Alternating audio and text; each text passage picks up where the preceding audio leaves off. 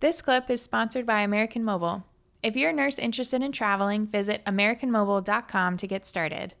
After reading the book, I really wanted to give listeners kind of just like brush the surface of some of the 6 pillars. So let's get into it. Let's give people some resources. Let's do it. Yeah.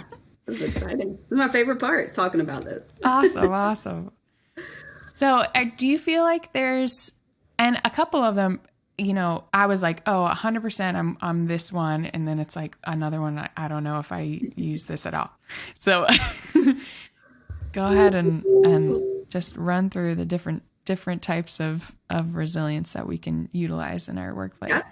So there are 6 pillars of resilience, and everything we teach at the Resilient Nurse Project is built from these 6 pillars. Mm-hmm. And these 6 pillars came from my research that I did in studying high performing athletes, military leaders, Navy SEALs, people who were in high stress situations.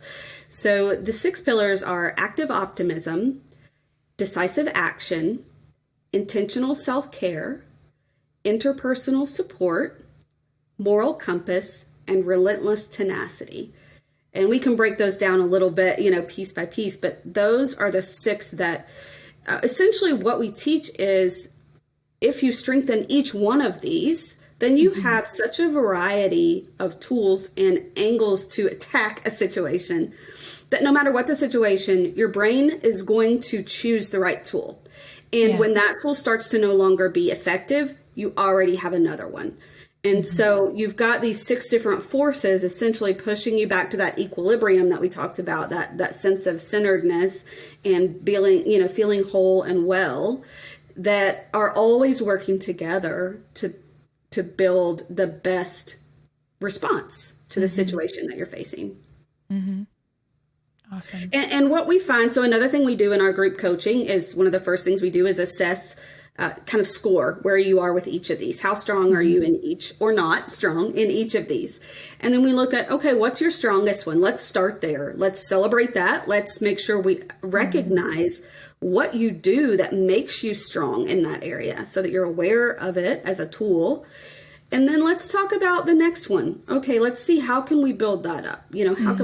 How can we increase your relentless tenacity? How can we strengthen your moral compass?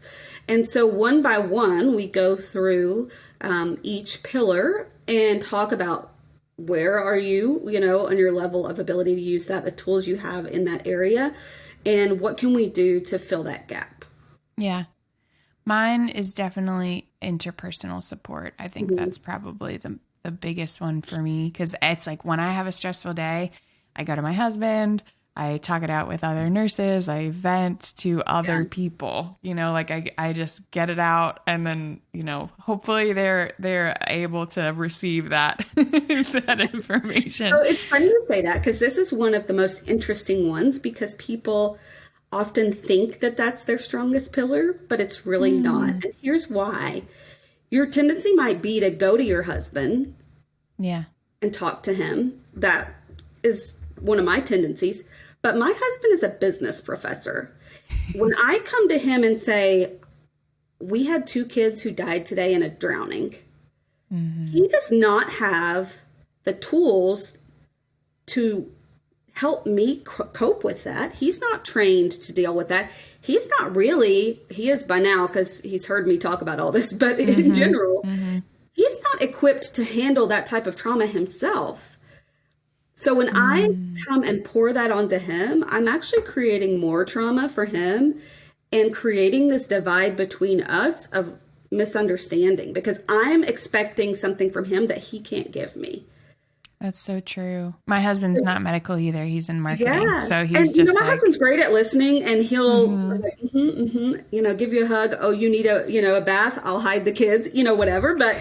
But it took a while to figure out, but for him to be the one to help me talk through it or cope with it, that's not the best interpersonal support for me when it comes to dealing with my workload or my work stress.